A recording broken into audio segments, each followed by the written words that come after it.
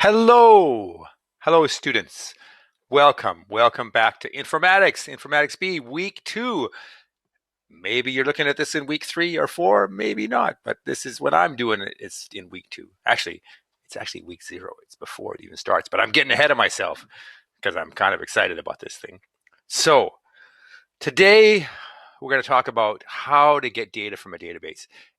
I think I mentioned before that the data is stored in tables and you have to get the data out of the table somehow.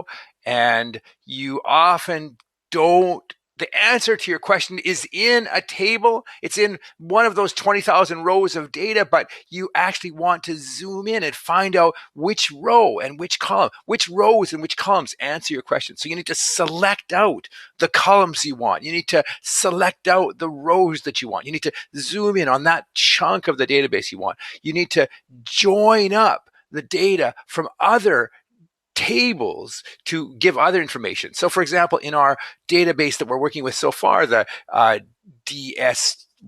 database that has all these codes, we want to join it up to the diagnosis database so we can find out the diagnosis table so we can find out what the name of those things are. That's what we're doing this week. We're looking at how to slice that data out of the database. And if you want to join things up, you use relationships. And if you want to slice things out, you use queries. In next semester, you'll learn about how to use text to do queries, a whole language called SQL. But we're gonna break it to you gently and give you a GUI, graphical user interface to look at your queries. And that's what we're going to look at in this lecture here. So how do you get data from a database? You do it with software, of course. You don't do it by hand, not with a shovel. You go in there with software and layers of software. Usually, it's really quite useful to think of your query, to break it down into layers, and we're going to do that today.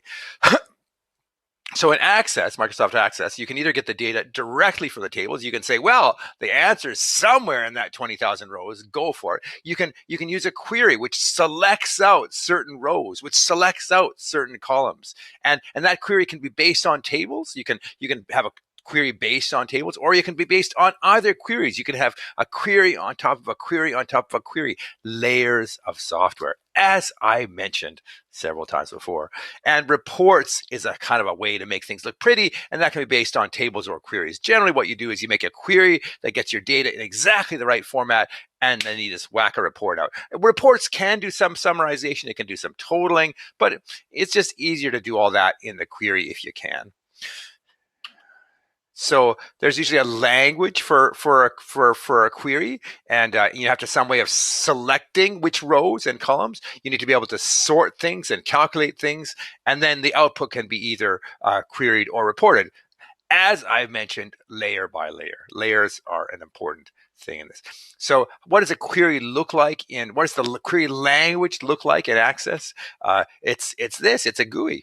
You drag in the tables. You say, I want to see what the DS1 table has got. I want to see what the ICD-10 table's got. You join them together. You drag a line between diag code and tdiag1. And that says for every time, every tdiag1 in there, go into this table, look up the diag code, give me the description. So we have the description down here. We have the tdiag1 code there. And wherever those two things match, we bring them together. That's why that line's so important. If we don't have that line, it gives every combination of 20,000 descriptions with 20,000 rows. That's a big number, 40 million or something like that. Really, don't do that. Don't always make sure that there's every box you've got is connected with a line. It has to have a relationship, but otherwise you're having no discrimination whatsoever. So the query data comes from these tables, and down here it selects and sorts and based on those fields. So we've said this query says I want these three columns. This table has got 50 columns in it, 56 columns. This table has got 2 columns. That's 58 columns to choose from. If we just said select everything, we'd end up with 58 columns of data. Not beautiful. But this way, it shows us just 3 columns, which is all we care about. The birth, E, whatever that is, Not quite sure what that is. I'll have to go look that up. And description and TDIAG1. So that's what the query design screen is. We make a new query. How do we do that? We go into create query, and it gives us a blank screen, and we can either add tables or we can drop them in. So we'll have a look at that in a bit. Reports make it pretty. You also select certain fields to make them pretty. You can do simple statistics and grouping. Like, for example, if you wanted to say what is the total number of cases per hospital, you might have a hospital group and then some subcategory under that, another hospital group and some subcategory under that.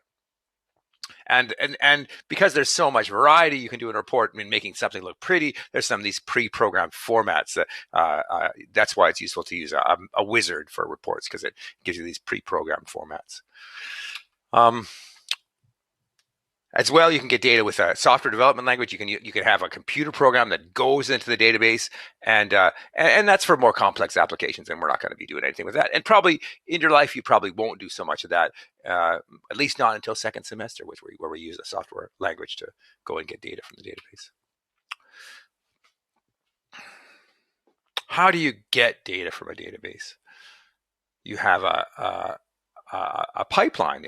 You figure out what the structure is. You understand the structure.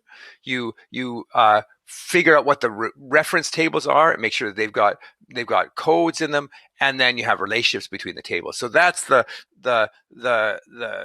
pre information you need in your head before you start doing these extraction steps.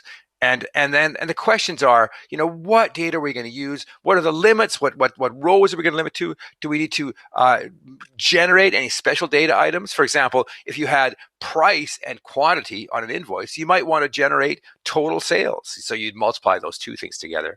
And then also when you're finished, you want to check your data to make sure it's correct.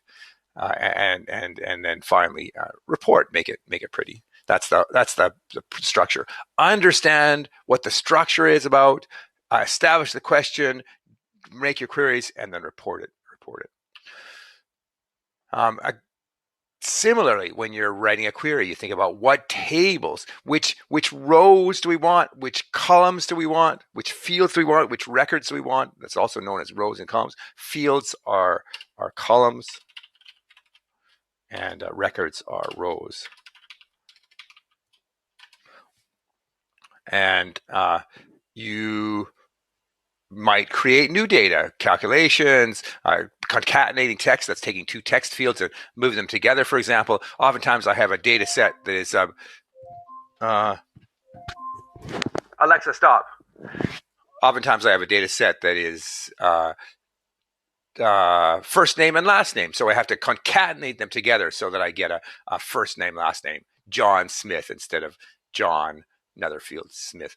And finally, you group things together. You say, I want the total for every hospital. I want the total for each person, for each doctor, and groups them together, and you can do some totaling.